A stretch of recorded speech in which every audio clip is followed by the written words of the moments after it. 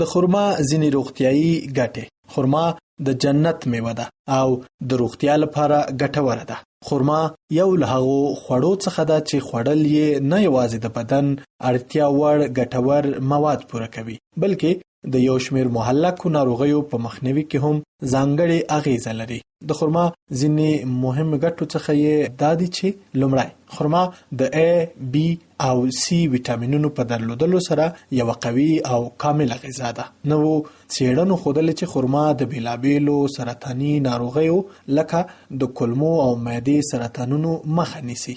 دوهم دا چې خرما په خپل ترکیب کې اوسپنه، مس او مګنیزیم لري چې خوړل یې د هډوکو د پیاوړولو لپاره غوره ثابتېږي او د بدن هډوکي له یو شمېر ناروغیو څخه ژغوري.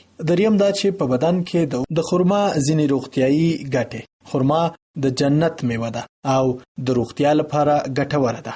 خرما یو له هغو خوړو څخه ده چې خوړل یې نه یوازې د بدن اړتیا وړ ګټور مواد پوره کوي، بلکې د یو شمېر مهلکو ناروغیو په مخنیوي کې هم ځانګړې اغیزه لري. د خرما ځینې مهم ګټو څخه یې دا دي چې لومړی، خرما د A, B او C ویټامینونو په درلودلو سره یو قوي او کامله غذا ده. نو څېړنو ښودلې چې خرما د بیلابیلو سرطاني ناروغیو لکه د کولمو او معدې سرطانونو مخه نیسي.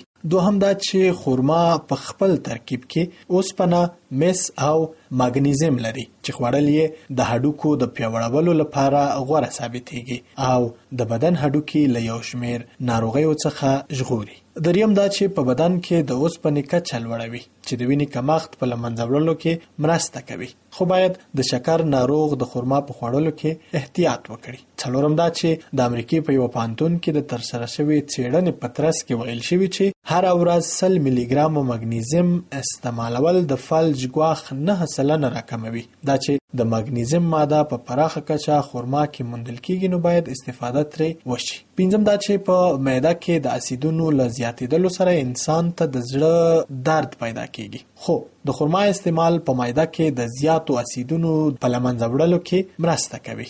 شپږم دا چې کوم څوک د زړه درد لري باید هر ورځ 3 یا 2 خرماوې په جوش شویو اوبو کې واچوي او لږ وخت وروسته دی وڅښي. اووم دا چې په خرما کې یو ډول انرژي موجوده ده او هغه ښځې چې د وینې بهیدو ناروغتیا لري او هر وخت د کمزورتیا احساس کوي، د خرما خوړل ورته شفا بخش دي. اتم، هر هغه څوک چې سخت جسمی شاکه کارونه کوي باید تل د سهار له ناشتې سره خرما وخوري.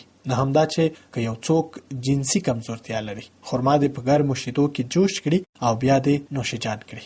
لسم دا چې د کومې ښځې چې شوده لږ وي او بچي پرې نه مړیږي باید خرما له شیدو سره یو ځای استعمال کړي. یو لسم دا چې د زړه په ناروغیو کې خرما ځانګړې ګټې لري. دولسم دا چې خرما فاسفورس لري چې دغه ماده مغزو ته ډیره ګټوره ده. له دې امله د دې میوې خوړل هغو کسانو ته ډیره توصیه کیږي چې په ذهني فعالیتونو بوخت دي.